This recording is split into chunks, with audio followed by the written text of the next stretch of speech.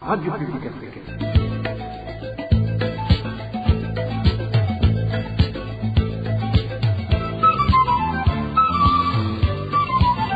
Radio Publique Africaine.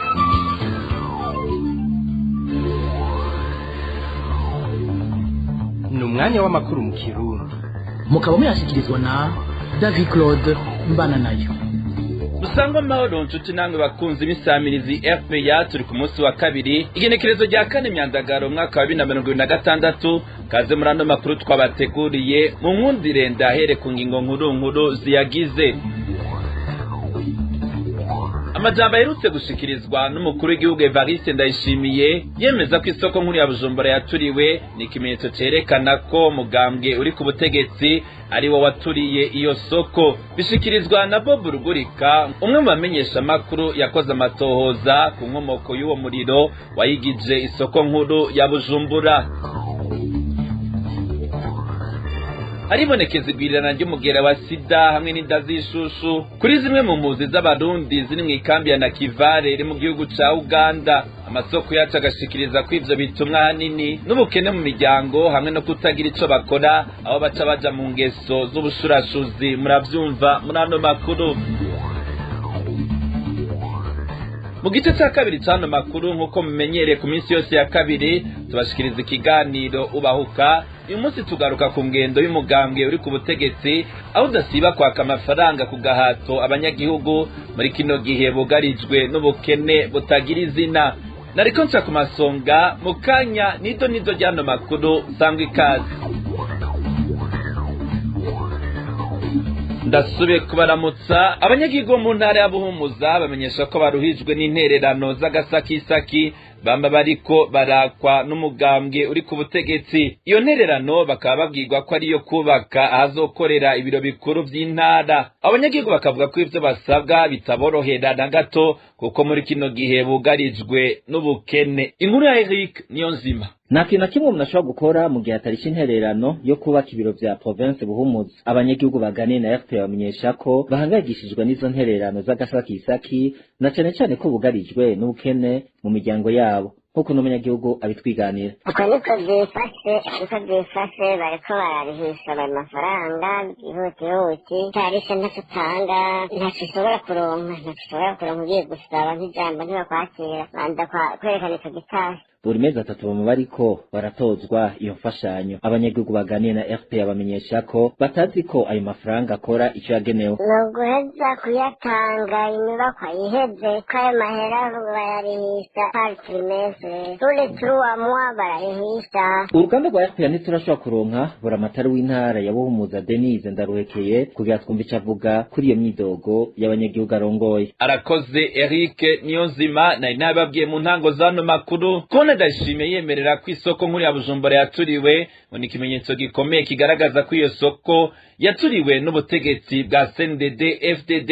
Bivugwa n'umuyobozi wa RPA kongera akaba n'umwe mu bamenyesha makuru yakoze amatohoza yimbitse ku caturiye iyo soko. Bob Rugurika abona ko kuba vyavuzwe n'umukuru w'igihugu kandi abari muri leta arongoye bavuga ibihushane biza binerekana ko no hagati yabo badasenyera ku mugozi umwe. Kurikira Bob Rugurika n'umuyobozi wa RPA. Haraheze imyaka abantu atari bake babivuga bavyerekana yuko ubutegetsi bwa CNDD bugizwe n'abantu barajwe ishinga n'ubwicanyi n'ubugizi bwa nabi butandukanye. Ariko rero naho ubwo butegetsi bushingiye ku kibi, ni nka bwa bwami bwa shetani kumwe babivuga, urabona yuko burimwo amacakubiri, bugabuyemwo ubugwi bwinshi. Murabona yuko ubwicanyi n'amabi yakozwe na bamwe muri bo nyene rimwe aribo bagaruka bakabishira habona bakanavyivugira. Ibi rero bigaragara muri aya majambo President Ndayishimiye aheruka kwivugira kuri BBC yuko isoko nkuru ya Bujumbura yaturiwe n'abagizi ba nabi. Haheze imyaka irenga 10 ubutegetsi bwa CNDD bwaguma bubesha abarundi yuko ujya soko yahiye ngo kwisanganya ngo gibateri ngo ryari muri bimwe mu byumba byahajya mu isoko. Ariko murabona yuko inyuma y'imyaka 13 President Ndayishimiye wenyene no munsi yivugiye yivugiye n'akanwa kiwe yuko ijya soko yaturiwe n'abagizi ba nabi naho ariko agerageza kugomba kubishyira ku batavuga rumwe na leta ya CNDD-FDD.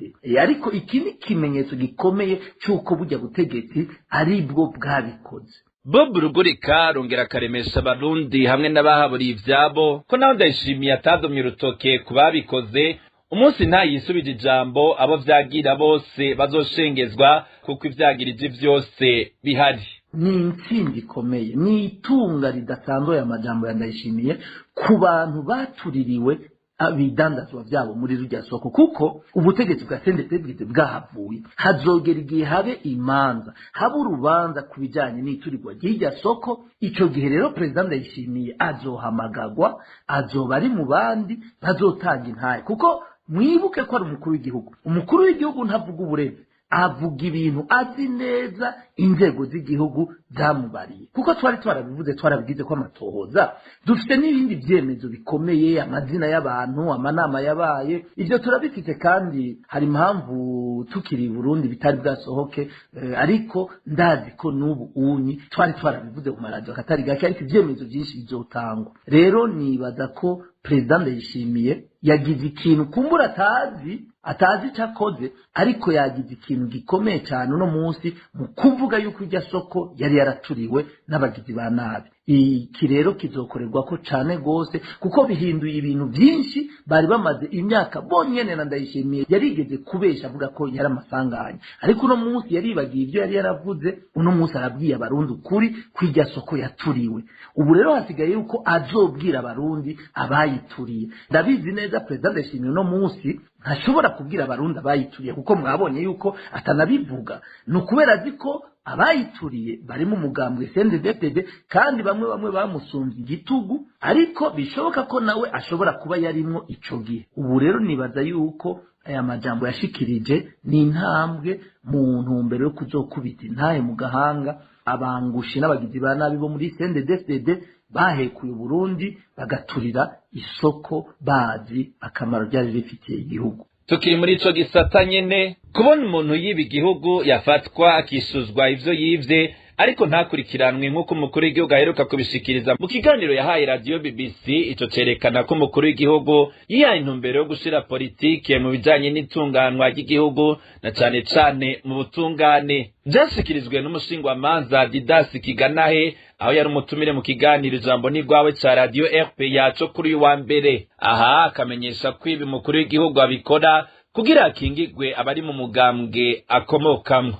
Uravye iyo nyifato y'umukuru w'igihugu, amajambo yishuye muri BBC, ko umuntu yobifatira hamwe akavyita ijambo murambabarira ndayikoresha mu gifaransa, umuntu aja kurondera kuri sigura neza mu Kirundi, la politisation de la justice, ko ubutungane ashaka kubiha intumbero ihwanye na politiki. Muri politiki haje imbere umugambwe umukuru w'igihugu arimo, no mu butungane niko bashaka kubigenza, kugira ngo umunyapu wo mu mugambwe umwe wabo agize ikosa, yivye, agizende, amategeko ntamufate. Nibo babo baba bivye, aho kureka ngo ubutungane aba ari bwo bukora, babacira ibihano, bongere basubize ayo bivye.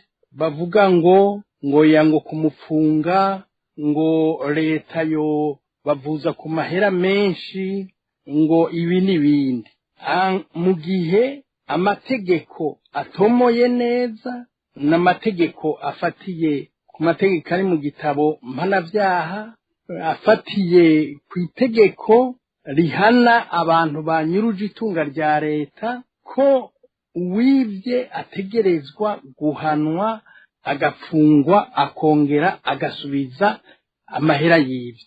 Ariko iyo hageze abanyamugambwe, umuntu agaca yitoza utwatsi, agatanga insiguri idafashe ngaha n'ahandi. Ibyo byose bijanye nk'uko Petero yabivuze, bijanye n'intumbero yo gushira politiki mu bintu byose vyerekeye la gestion y'igihugu. naye ku kibazo kijanye nuko hari umugwi w'abanyororo mukuru igihugu yivugiye ko nabo boheza umunyororo bakatiwe ko batazopfa barekuwe, umushingwamanza Kiganahe Didas avuga ko ari kurenga ibwirizwa shingiro nkana kuko ubwo bubasha atabwa afise. Twongere tumutege yombi. Umukuru w'igihugu ni umukuru w'urwego rukuru rucungera ubutungane, mugabo si umucamanza. Ni ukuvuga yuko wewe atangiye ngo ijanye direct no guca imanza nko kugumiza umuntu mu munyororo ashobora gufata icyo amategeko amurekurira, nico bita le droit de grâce, kugirira ikigongwe abanyororo baciwe urubanza iyo babimusavye. Mugabo atanga ikigongwe muga ntapfunga. Kuvyerekeye gupfunga, ikibazo cerekeye abacamanza ndicerekeye perezida. Uyu munsi professeur niwe avuga ko hariyo ahubwo n'abahejeje ariko batazopfa basohotse. Aho ni kwa kurengera amategeko, kwa kurengera ibwirizwa shingiro, kuko ibwirizwa shingiro ririmwo soko na perere droit de l'homme zivuga yuko umuntu ahanwa biciye muri sentare kandi adashobora guhanwa ibirengeye igihano yakiriwe na sentare. We rero abirenze akavuga yuko uwo muntu ashobora kuguma mu munyororo, ni ukuvuga abarashaka kurengera ibwirizwa shingiro, kuko ibwirizwa shingiro umunyagihugu wese ashobora gutaka ngo rimukingire, rivuga yuko atawushobora kumufunga bidaciye ku mucamanza. Umushingwamanza Didase Kiganahe. Inyuma y'akaruhuko gato turabandanya n'ano makuru. RPA tubandanye n'amakuru twabateguriye. Eklezia Katolika ihamagarirwa rukagwa Burundi gukurikiza amabwirizwa y'Imana mu ntumbero yo kubungabunga ubuzima bwabo. Ubwo butumwa bwatanzwe kuri wa mbere n'umwungere wa diocese Bururi mu gisabisho c'inkuka y'imisa yabereye muri paruwasi ya Makamba. Hakaba hari mwiyugururwa ry'ihwaniro ry'ugwaruka izomara iminsi 3. Musenyeri Salvatore Niciteretse akabazwa n'inyifato y'abantu bamwe bamwe n'abihereza ibinyobwa birimwo mwambiro mwinshi bikonona amagara yabo. Kurikire Musenyeri Salvatore Niciteretse arongoye diocese ya Bururi. Kugendera amabwirizwa y'Imana, kugendera ingingo z'Imana ni inzira y'ubuzima, ni inzira y'imigisha, ni inzira y'imihezagiro. Ubiteye akagere naho wikwegera imivumo, wikwegera amagorwa, ntimubifatire kure. Raba abakobwa batwara z'ishushu, amagorwa babona, murabe n'abandi bashobora kwica abandi. Ni ingwirikizi yo guca ku mabwirizwa y'Imana. Murabe abantu bamaze gupfa cyangwa ubu baturira bakaka kubera kurenga ibwirizwa ry'Imana, bakanywa bakaborerwa bangara n'abagenzi bazo. Hariyo amaparuwase nzi amaze guturikamo igisigo abantu 12 ari paruwasi imwe kubera izo nyobwa bangara kuyikina bagenzi bazo bose. Kandi muribuka yuko na Nyamiturayi umukuru w'igihugu cyavuye ko twaheza turamufasha. Ibyo bintu bitwononeye ugwaruka cyane rwose. Umwungere wa diocese ya Bururi asanga kandi ubwicanyi, urwanko hamwe n'akarenganyo vyibonekeza mu Burundi ari ivyamwa vyikumirana, agatumira abantu gusubiza hamwe nk'abavukana bacunguwe na Yezu igihe yabambwa ku musaraba. Dusubire dutege yompi umwungere wa diocese Bururi Salvatore Niciteretse. Umusaraba ni ikimenyetso cyo gusubiza hamwe no kurekuriranira. Iryo jambo murishire ku munzirikanyi, ntazibana zidakomanije amahembe. Muri Burundi twaraciye mu bintu bibabaje by'ubwicanyi, umuryano, ikibi, akarenganyo n'ibindi. Kandi jewe nemera mu mutima wacu yuko ibyo byose byabaye byamabiba gushika n'uyu munsi kubera gukumirana, bigaca bituma rero abantu bita. Rero twebwe musara duhamagarira gusubiza hamwe no kurekuriranira, gusubira hamwe n'Imana, kuko twahagijwe amaraso y'inkuka yiwe, duhabwa iteka ry'ukuba abana b'Imana. w'imana yesu yaradusubije hamwe twese abantu mu rukundo rwiwe rwamutumye abwira twese nta muntu n'umwe akwiye gukorerwa mabi mu rugo rwiwe ngo aheze acereze ntavuge canke ngo atabaze ivyo bishikirizwa na Baricako Marie Louise arongoye umuhari n'amahoro nyuma y'ishirahamwe abagabo mu gahinda basora icegeranyo c'amezi 3 aheze aho bavuga ko ari abagabo basezeye isi kubera ihohoterwa bakorewe n'abo bubakanye dutega amatwi Marie Louise Baricako arongoye umuhari n'amahoro umuhari n'amahoro abakenyezi n'abigeme baharanira amahoro n'umutekano warumvise ivyishirahamwe abagabo mu gahinda ryo gushikiriza ryiyamiriza amabakorerwa abagabo mu ngo mu Burundi turababajwe n'abo biyahuye bitewe n'uko batubahutse kuvuga amakuba yabo tukanababazwa n'uko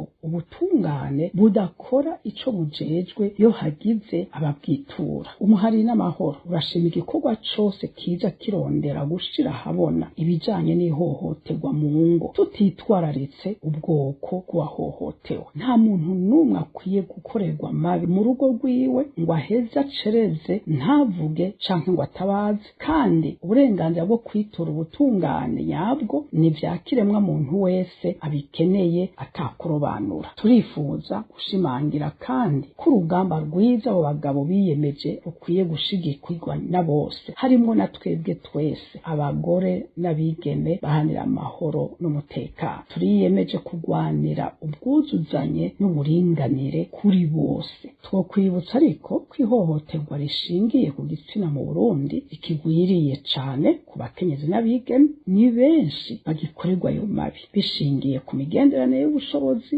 abagabo bagifise bifatiye kuri wa muco w'ikirundi rimwe twita système patriarcal mu Gifaransa ukwemera ko ibibazo by'abo bagabo ari ivy'ukuri kandi nivyo kandi ko bikwiye kugwanirwa na twese ntibihave rero bikoreshwa mu kugabanya uburemere mu gusukamwo mabisi canke guhiganisha ibikorwa bimaze igihe kirekire bikorwa kugira ngo abakenyezi bakingigwe kuko vy'ukuri baracari benshi gose bakorerwa ayo mabi mu ngo bahohoterwa bifatiye ku mubano mu rugo ku gitsina canke ku buryo Baricako Marie Louise aratera kamo ababikora ko bokuzuzanya kugira ayo mabi arandugwe ubutakigaruka twotera kamo ababikora twese ko twokuzuzanya ntiduhave tuja mu vyo guhiganwa kugira ngo ayo mabi arandugwe ubutakigaruka mu ngo z'i Burundi dusaba rero ko hokorwa igishoboka cose kugira ngo inzego zose z'ubutungane nizijejwe gufasha abahungabanye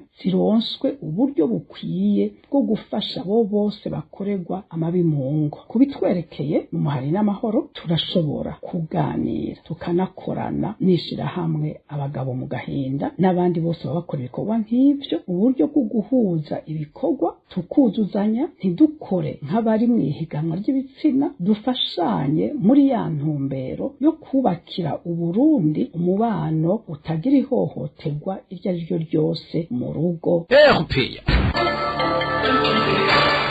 tubandaniriza no makuru avugwa mu mpunzi ubukene bukabije mu miryango hamwe nuko atabuzi bagira bakora biri mu bituma bamwe mu mpunzi zo mu ikambi ya Nakivale iri mu gihugu ca Uganda harimwo abarundi baja mu ngeso zo gushurashura inda z'ishushu hamwe n'ikiza ca sida bikaronka aho bimenera ku batari bake ababangamiwe gusumba akaba rugwaruka ruri munsi y'imyaka 25 Dani Claire iratwumva arabitubwira mw'indonido Mwikambi ya Nakivale impunzi ziremeza ko zifite amahirwe yo kuronswa inyigisho zo kwirinda ikiza ca sida hamwe n'izindi ngaruka zose ziva mu gukora imibonano mpuzabitsina abantu batikingiye inyigisho zitangwa rimwe mu kwezi bitumwe nuko uburyo bwagabanutse naho biruko impunzi ngo zugarijwe n'ubukene aho abatari bake bibabera intambamyi zo kudafata nkama impanuro baba bahawe muri izo nyigisho nk'uko bishikirizwa n'iri soko ryacu rishika kure mu bikorwa bibera muri iyo kambi igituma cyane cyane abantu abigenewe usanga batwaye inda z'ishushu kenshi birava ku bukene, biva kutaba bafite ibyo bakora hamwe, kandi n'abantu bake usanga bafite activite bakora kubera kubura imbo zo kubura umutahe, zo kubura icyo bakora. Hanyuma rero ugasanga barafite umwanya wo kubonana n'abandi bajene, kandi kenshi urumva nk'ubunye ugiye kuraba abo byafekite ni abakiri bato n'abajene cyane hagati y'imyaka 9 kubera kuko bafatwa ku nguvu n'imyaka 26. Abo nibo babangamiwe cyane n'ikiza cya sida, mbere n'abagore kugira abagabo. Abandi babangamiwe n'izo ngaruka n'abakenyezi batari bake badafite abagabo hamwe n'abagendana n'abagabo benshi, nk'uko bibandanya kuvugwa n'iri soko ryacu. Aha nakivara ari ikindi kintu kumbure niko yo bari particularite kubera ari mu kambi abagore nibo benshi kandi usanga badafite abagabo. Rero kenshi usanga bafite inda kubera iki batwara izo nda, ubukene usanga yemeye umugabo afite uwundi mugore ugasanga yamusambanije. Umugabo rero afite umugera arumva acawumuha gutyo ugasanga n'inda yanayitwaye. Kenshi nuko babandukizanyana ntaragere kwigisha ko bigisha gusa uko bahora bigisha ubundi, kubera nk'ubunye n'abakarero nk'ubunye bari bamaze igihe bakigisha, kubera icyo bari bamaze igihe bakigisha uburyo bwari bwarabuze. Iri soko rihanura impunzi guhindura ingendo bakifata mu bihe by'ubuzima bugoye barimwo, abavyeyi nabo bakagarukira imbere y'abana babo.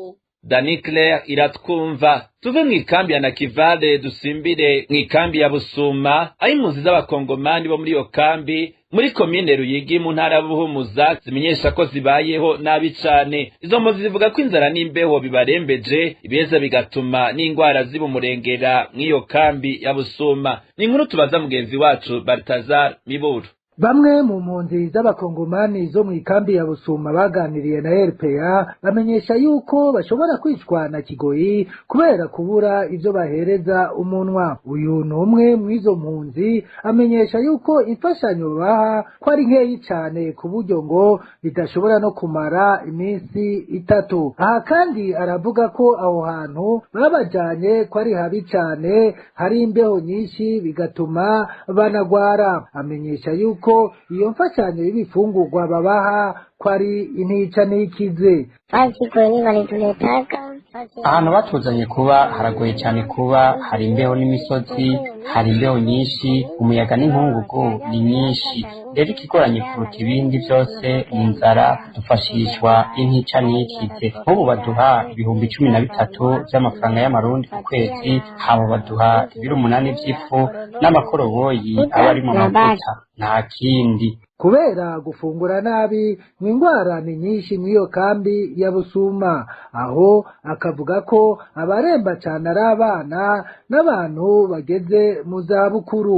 Magonjwa ko nyinshi sana, ingwara ni nyinshi cyane hano kandi zibangamira bose, nta n'umwe adashikirwa, yaba abana, imisore, eka ndetse abantu bose twese turagwaragurika. Izo mpunzi zisaba ishirahamwe mpuzamakungu gitaho impunzi hasere kuraba ingene yosubiramo ikibazo c'imfashanyo y'ifungurwa ngo kuko utwo babaha ntaco tubafasha. Bagasaba kandi abandi bagira neza babishoboye kubagarukirako mu kubarosa imfashanyo y'ifungurwa ngo kuko bugarijwe n'inzara izura inzara. Arakoze Baltazar Miburo. Ubu naho dutandukire igice ca nyuma cano makuru. Nkuko musanzwe mubimenyere ku minsi yose ya kabiri tubashikiriza ikiganiro bahuka. Kuri uno munsi tugaruka ku mafaranga y'agasakisaki leta ya CNDD-FDD imaze igihe itoza abanyagihugu basanzwe bugarijwe n'ubukene. Abatumire bacu baza kugira ico bashikirize kuri iyo ngendo yo gutoza amafaranga abanyagihugu. Ikiganiro bahuka mwagiteguriwe na Dinye Karondo.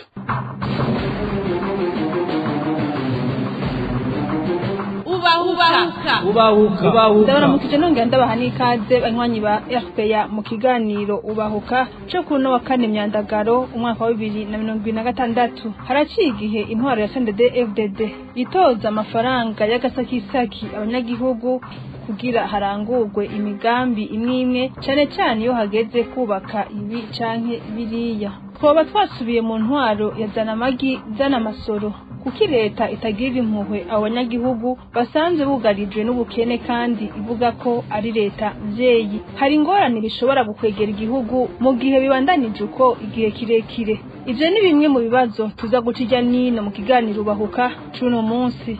Abatumire bacu badufasha kuremesha kino kiganiro ni Emmanuel Ndereyimana, umuvugizi w'urunani rw'abanyepolitike batavuga rumwe na leta ya Gitega Sefor Arusha, hamwe na Vianney Nizigiyimana arongoye ishirahamwe King Umurundi Freedom. Ikiganiro Ubahuka mukamugira mu gushikirizwa na jewe Dinye Karondo. Kaze Vumera nakari ibiganiro vyawe biyagiye abanyagihugu bagona.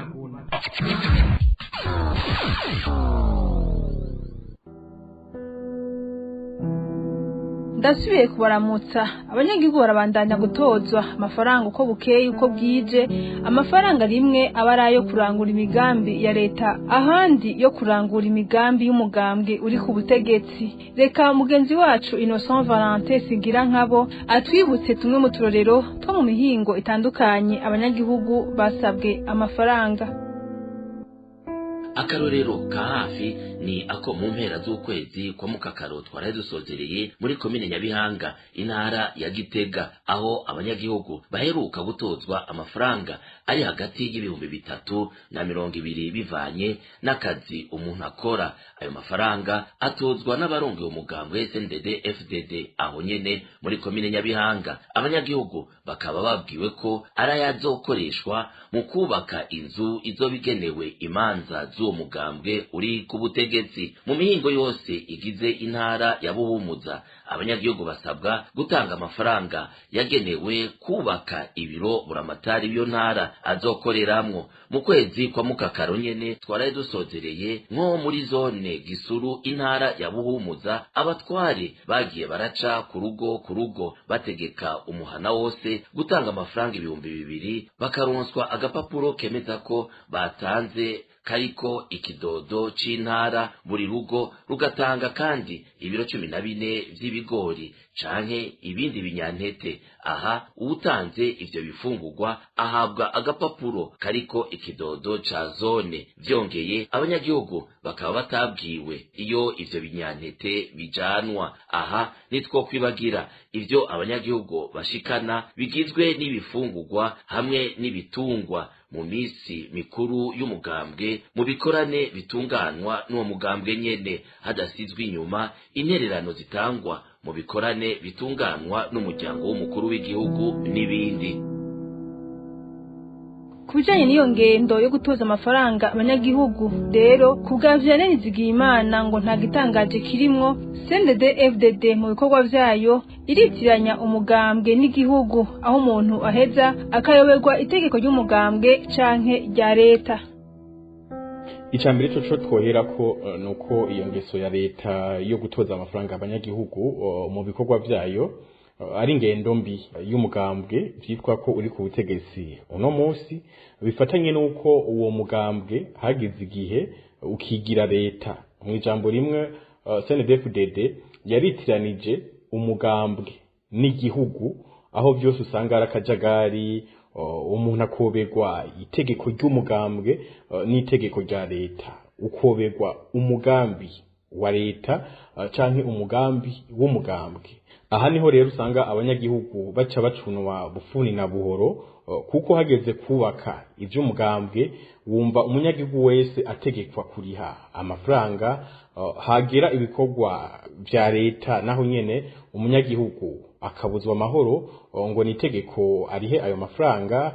Turanibaza ko ari ubusuma bw'iyo leta iba yateguye bwo gusahura canke kunyaga abanyagihugu, kuko biragoye cyane gutahura ukuntu haba hari ibikorwa vyategekanijwe kuvyo twokwita intunganyo canke programme y'igihugu n'amafaranga yavyo akaba hari, ariko bikagaruka kurihishwa umunyagihugu mu gihe bizwi ko uwo munyagihugu muto wewe abasa n'uwahejeje igikorwa ciwe cyo kubirihira biciye mu makori atanga buri munsi, ajejwe gukorwamwo canke gukoreshwa bya bikorwa vyitwa ko bitunganwa na leta.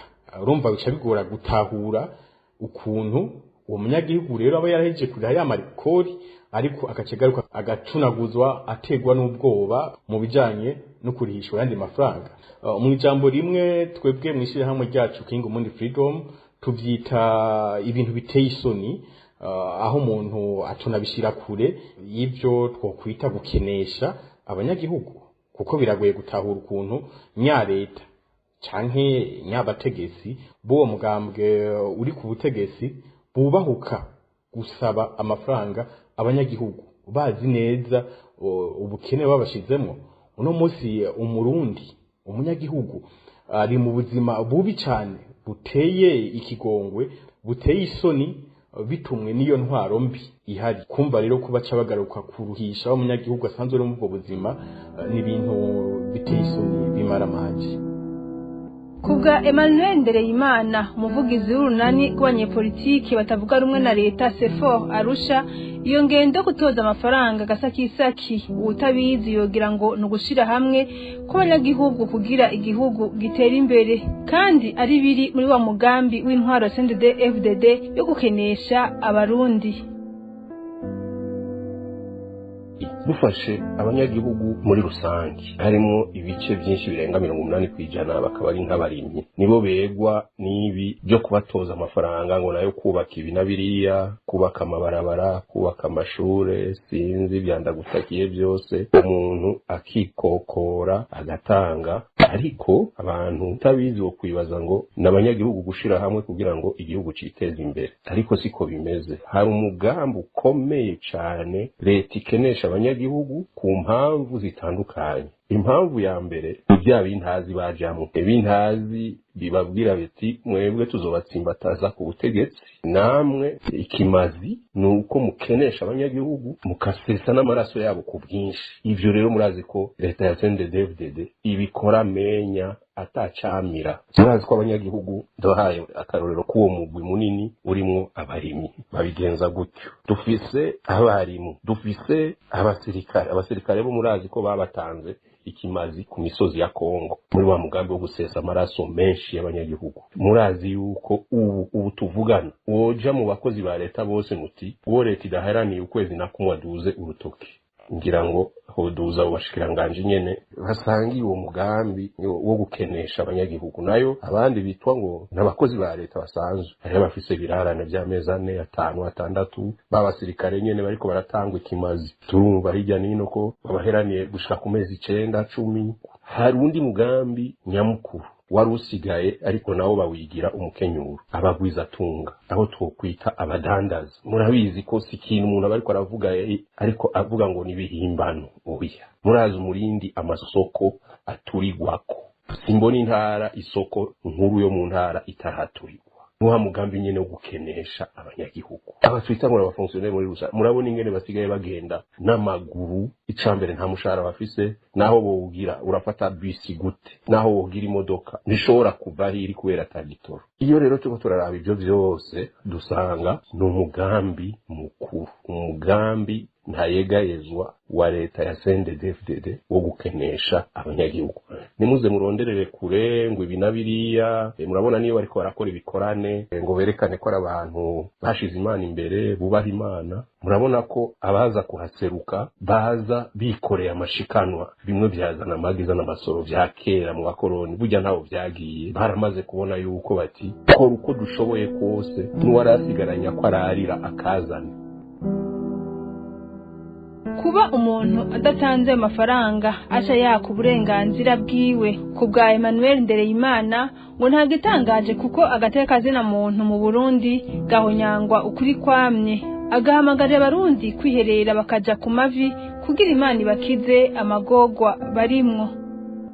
Ibintu bijanye n'agateka kazina muntu mu Burundi burya rero bisigaye biri mu mitwe y'abantu mu majambo, ariko mu ngiro murazi ko atagateka kazina muntu mu Burundi kakiharangwa, aho bazinduka bagafunga abantu uko bishakiye, bakica uwo bashatse, bakangaza uwo bashatse. Ni muri izo ntumbero nyene n'uwo munyagihugu babwiye bati zana amafaranga, gira ivyo utanze kugira ngo turangure imigambi ya leta, atagize ica ashikana baca bamushira ku rutonde rw'abantu batazosubira kuvugwa mu mavuriro mavuriro ya leta abana babo batazosubira kwemererwa kwandikwa ku mashure urumva agateka kazina muntu kaba kariko karahonyangwa kwima umunyagihugu uburenganzira bw'ibanze ivyo abarundi bose murabizi turabizi kuko nta kintu bakora bwije babikora ku mugaragaro izuba riva kandi ugize ngo uravuga hari imbonera kure bashize aho nk'imbwa zisara ku musozi ku mutumba baca bakujako ugakubitwa no gupfuka canke bakagusigura ikiruruma ukamugara nivyo rero turimwo by'intwaro ya CNDD-FDD uno munsi ibijanye n'agateka kazina muntu woho ntibinakinavugwa murazi ko n'abajejwe ngo igisata c'agateka kazina muntu mu Burundi CNDH hari n'umukozi wabo aheruka kunyuruzwa ariko ico gisata nyene nico co wahagurutse abantu bose bari bizeye ko co haguruka kavugira n'abarundi muri rusangi byarabananiye none n'uwo bakoresha umukozi wabo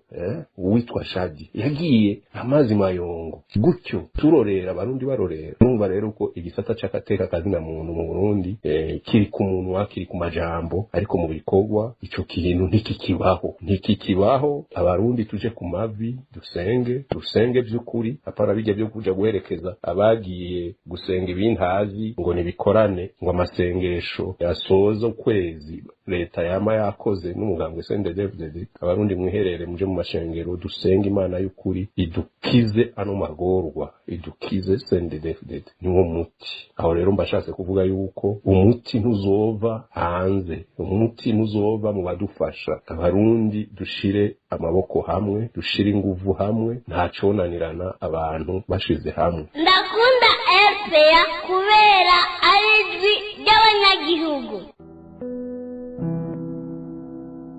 mwishirahamwe King Umurundi Freedom baributsa abategetsi ko badakwiye guhonyanga ubwigenge n'agateka k'umurundi Vianney Nizigiyimana avuga ko abanyagihugu babandanije bakoreshwa mu iterabwoba hazogera igihe bakanka ako gacinyizo akamaramaza kaza gasumba byose n'ukuntu umunyagihugu aca agaruka agaterwa ubwoba ko adatanze ayo mafaranga atazoronswa ivyankenerwa ivyangombwa mu ntwaro kandi hamwe bikanashirwa mu ngiro kuko hari henshi dusanzwe tuzi ko abanyagihugu bitura abategetsi aho batwawe ariko bikanka ko bakigwa canke batunganirizwe ngo baterekanye icemeza ko batereye nyabikorwa iki rero ni ikintu ca mbere twovuga canke twemeza ko kiza gihonyanga cyane agateka k'umurundi agateka k'umunyagihugu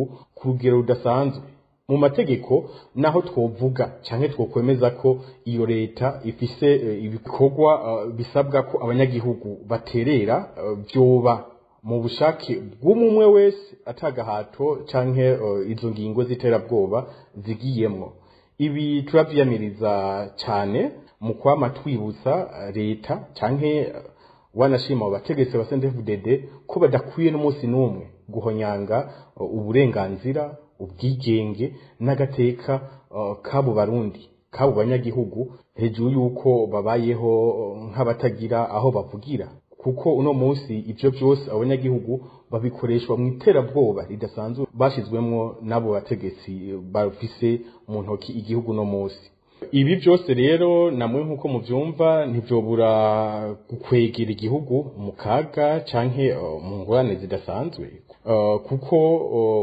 uko igihe kihaca niko bigwiza agashavu mu banyagihugu mu barundi bigatuma hagera igihe bashaka kwiganzura ako gacinyizo canke iryo terabwoba baba babayemwo umwanya munini mu kwikura ko abo baba bariko barabaka uburenganzira bwabo ivyo navyo rero nkuko twagiye turabibona mu bihugu bitandukanye vyama bisiga habi igihugu no mu Burundi rero ingaruka mbi nk'izo zirashobora gushika mu gihe abarundi bo kwanka kuguma muri ako gacinyizo Nino ngaha duce dusozera ikiganiro ubahuka cyo kuri wa kane myandagaro umwaka wa 2026 ikiganiro cyari gishimikiye hanini kwitozwa by'amafaranga yo kurangura imigambi y'igihugu canke y'umugambwe uri ku butegetsi ndashimiye cyane abatumire ku vyumviro bashikirije ndashimiye namwe mwese mwaziteza abiri kuri mikro mwari kumwe na Dinyi Karondo mugira amahoro iwanyu naho ubutaha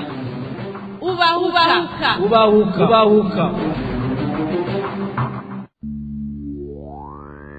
Arakoze Dinye Kadondo kuri ico kiganiro ahejeje kudushikiriza. Ni nane makuru ya radio RPA y'ukuri wa kane Myandagaro mwaka wa 2026 aciye agarukira. Shimire mwebwe mwese mwafashe umwanya wo kudutega yompi. Shimire n'abagenzanje batorokanije hamwe n'abahinga b'ivyuma batumye amajwi abashikira ahiwanyu nakagaruka.